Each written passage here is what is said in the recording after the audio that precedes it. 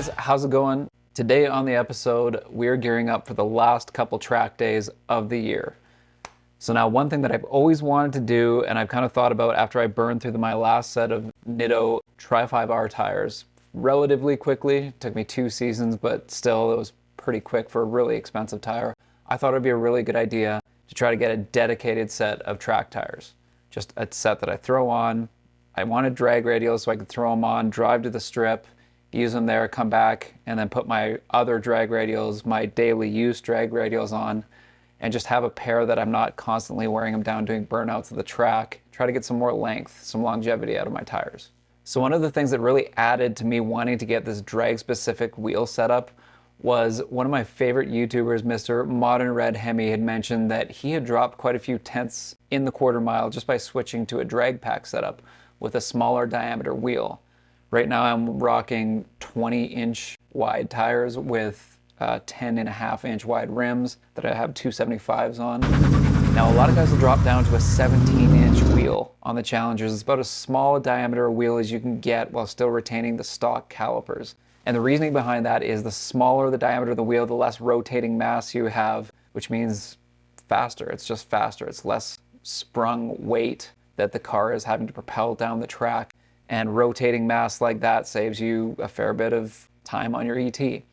Now, my man Modern Red Hemi had mentioned that he had dropped like almost a half a second or so with his drag pack. Now, I think that was with his drag wheels in the back and his skinnies up front, but still, that's a fair chunk of time for using the exact same amount of power with your car. So with me wanting to get a dedicated drag wheel set up so I don't burn through my tires quite so quickly and always wanting to drop my time in the quarter mile, this really was a no-brainer. So I ripped over to Racestar's website. Now a lot of people run the Racestar wheels. They're a great drag-specific wheel. They're by far and away probably the most popular wheel for the drag strip for our Mopar community.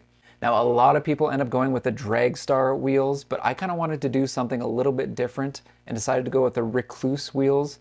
They're a little bit different looking, but they still have a really cool kind of star pattern on them, which I really like. There's just something different, and I thought they were kind of a cool looking wheel anyway, so I decided to go that route. Now I went with a 17-inch wheel that was 10.5 inches wide, so I could run a 305 in the back pretty comfortably. Now the only catch is most of the people on the forums and anywhere you look basically say that if you're going to run a 17-inch wheel, you're probably going to have to get swaybar end links that are a little bit shorter. And the reason for that is your swaybar, your rear swaybar, where it curves down and then ties in at the end where it's bolted in, that part where it curves down could hit the edge of the wheel. Now, when I got my wheels, I did a quick dry fit test and found that immediately they were going to hit the sway bar. So right away, I knew I was going to have to get new end links. Now, there's a couple different ways you can go when it comes to rear end links. Probably the best and craziest option is the AAD stuff. It is unbelievable quality and super, super good, but it's also unbelievably expensive. Now, being as I didn't want to drop a crazy amount of money to get my sway bar dropped down so that these wheels were going to fit, I went and decided to look at some different options. Now, what I came across that a lot of other people run and are a pretty popular option for shortening your rear sway bar end lengths is the Bwoody kit. Now, even though the Bwoody is not quite as crazy as the AAD stuff, it still is probably twice the diameter of the factory rear sway bar end links. The factory ones are super, super tiny, like pencil thin. And when you immediately take the Bwoody links out of the box, immediately you notice they're probably twice as beefy as the factory ones. So you know, regardless of whether you go Bwoody or AAD, you're getting a better part than was on the car from factory anyway, a more stiff and sturdy, beefier part that is also going to rotate that sway bar down so that you can fit your tires. So either way, you've got to win. And for way, way less money that I can spend on other things, I decided that was the way I was going to go. Now, luckily, the rear sway bar end link is a super straightforward and really easy install, and there's a ton of videos on it already, so I'm not going to really bore you with the crazy exact step-by-step details of this, because this really is an incredibly easy install. The only thing I'll say is there's just 2 bolts to remove, and they go opposite directions. Just make sure those bolts go in the same way when you put them back in. They are different lengths, so put them in the same spot and make sure they're going the same way, and you really can't mess this one up. Now, you do have an option with the Bwoody kit of getting grease nipples or not with grease nipples. Now, because these aren't using rubber bushings like the factory, they have polyurethane ones, I opted to go with the grease nipples on these ones just because I know polyurethane bushings can get kind of squeaky on their own if you don't apply some grease to them.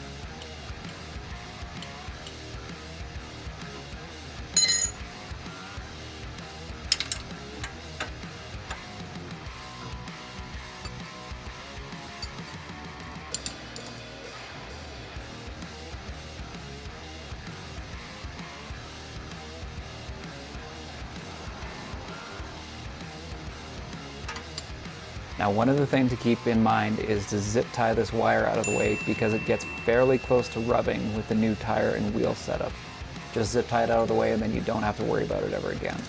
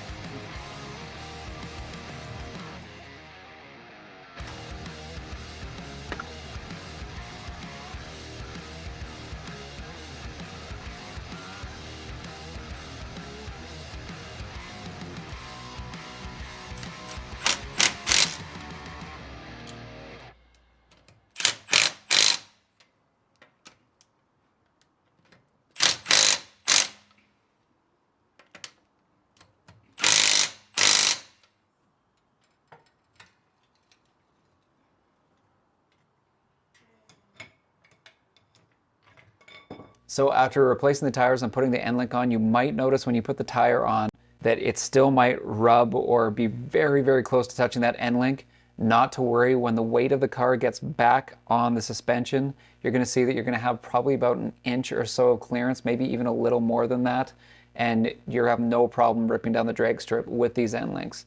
Now, I know a lot of people, when they make these videos, they're running the 9-inch or 9.5-inch wide drag wheels with them, and there's not a lot of videos with the 10.5-inch wide wheels. So I wanted to put this video out there just to let people know that yes, a 10.5-inch wide wheel will still clear once you get shorter rear end links. Now, with these drag wheels, I needed to get a set of drag radials that I could put on them, but I didn't really want to spend a ton of money for brand new ones. I know it was going to take weeks to ship them in because not a lot of places keep them in stock.